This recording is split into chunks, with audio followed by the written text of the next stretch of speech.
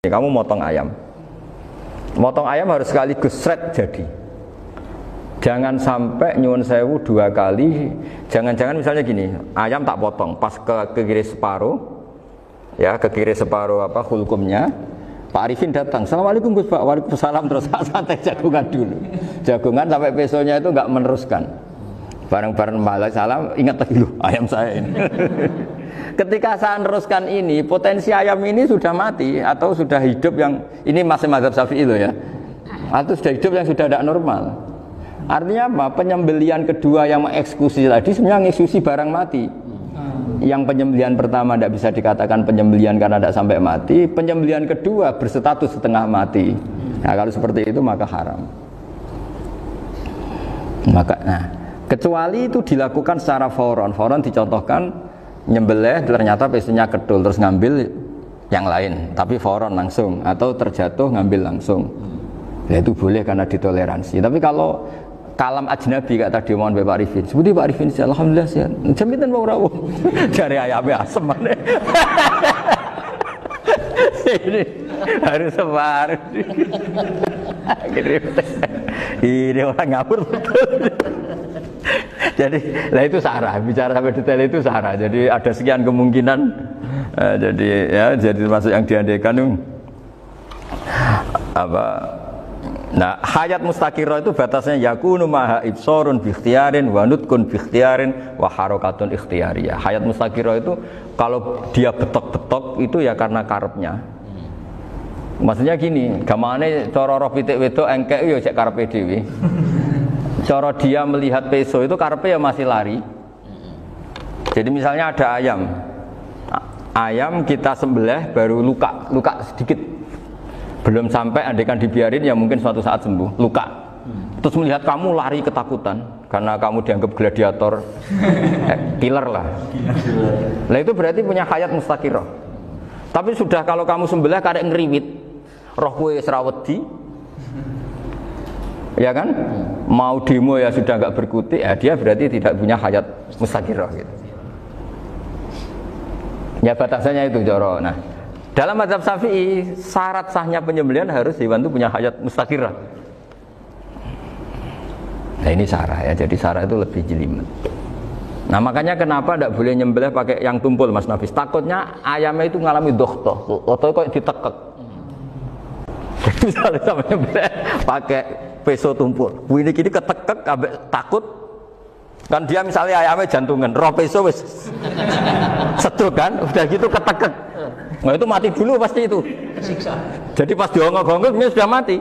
Jadi nanti kalau di akhirat, sepertinya saya sudah mati loh, ngawur. Wah apalagi nganggo keris naga sosro, wah itu sudah gereng sakti kan, diginikin tok sudah mati kan. Makanya bahaya nyembelih pakai keris-keris sakti karena sebelum terpotong sudah mati saking saksinya apa? Keris itu misalnya gitu. Baru nempel. Makanya nanti suatu saat ada pertanyaan ini, boleh enggak nyembelih ayam orang yang rainya itu sangar? Wah itu haram, kena. Oh itu mesti mati dulu. Kumisen tatonan apa? Kayak algojo. Iya kayak algojo. Ayamnya jenis apa? Stroke ya? Jenis penakut.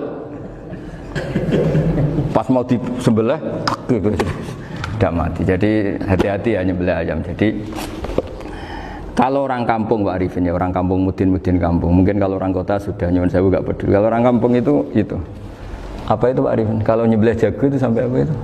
Ilatnya dikeluarin dong. Oh iya. Apa ini? Iya karena takutnya katanya beberapa yang kaget itu kelek apa?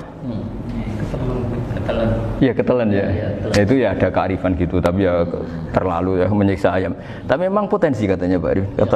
Katanya yang ahli-ahli itu ya. Jadi kalau dia jago ya mau disembelih, saking takutnya itu. Kalau orang Jawa kalau takut kan yang ngelek idu ya. Itu orang Jawa loh ya. Itu kalau orang takut kan kadang apa kayak. Nah ayam itu nak ketakut. Kadang ininya terus apa? Lidahnya masuk. Akhirnya pas disembelih ini enggak kena. Nah, makanya terus banyak mudin yang punya ikhtiar tadi. Pernah lihat Bapak yang ayam jago itu? Ilatnya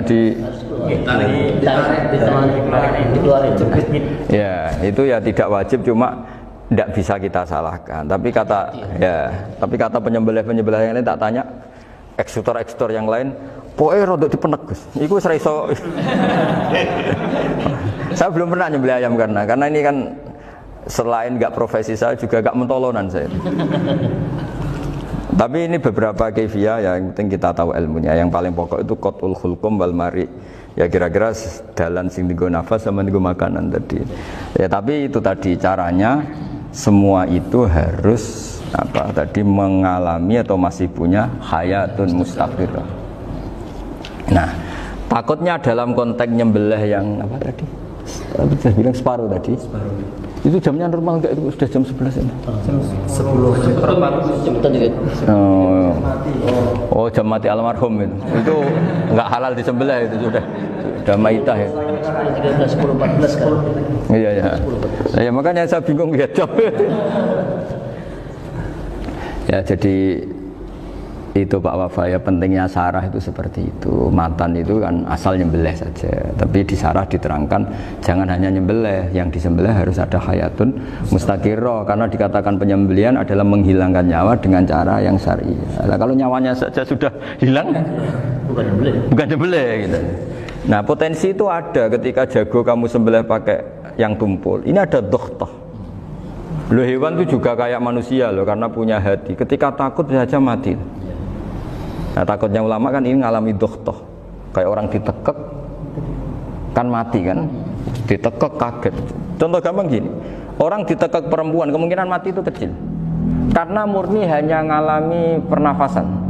Tapi nak ditekek wong gagah tatonan kan terus dua reaksi tubuh, takut sama nggak bisa bernafas, itu kan lebih cepat apa?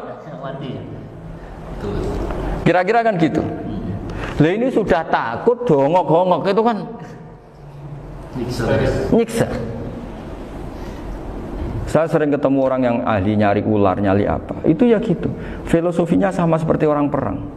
Harus bikin takut. Iku kewan Gus nak disewentak, iku telelekan, jadi telelekan iku apa Pak Anda bicara bahasa Batawi ini itu.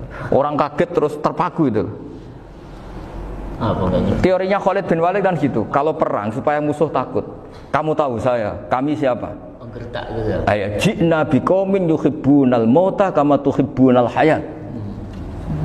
Kita ini bawa pasukan yang mereka mencintai mati kayak kalian mencintai hidup.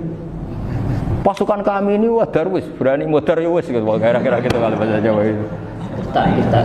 Berani mati. Akhirnya musuhnya kan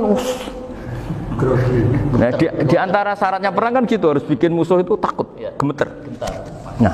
Nah, telelekan itu gampang gitu loh. Telelekan itu pokoknya tadi loh Pak Arifin, kepaku tadi. Nah, agak berkutik. Paham ya? Nah, jangan-jangan ayam yang kita sembelih mau wis wedi dongok-dongok mati duluan gitu. Nah, makanya terus kata musannaf kalau bisa itu wa yakunu madzukira bidafatin wahidah. Kalau itu usahakan sekali jadi. Tapi itu bukan berarti syarat sahnya harus sekali jadi. Kira-kira karena tadi gak kebayang kan kalau baru separuh tak Assalamualaikum Gus Pak, Waalaikumsalam Pak Arifin, sebuti kabarnya. Baru itu terus ingat, diteruskan lagi, kemungkinan ini sudah mati apa? Nah makanya ya tapi lagi-lagi ini sarah ya, tak baca Bismillahirrahmanirrahim wa yakunu qad umadukira daf'atan wahidatan la fi daf'ataini fa innahu yahrumul masbuh hina idin.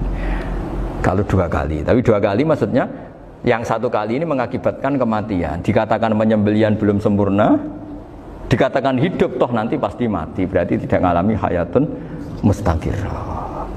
Paham ya? Jadi ini semoga dapat barokah dari para ulama. Jadi saya mohon nanti Pak Wafa, Pak Muntaha, teman-teman jangan hanya baca matan ya, pada level alim itu harus baca syarah, karena matan itu nyuwun sewu tidak cukup untuk menjawab sekian kemungkinan. Nah, syarah itu sono fardul masalah.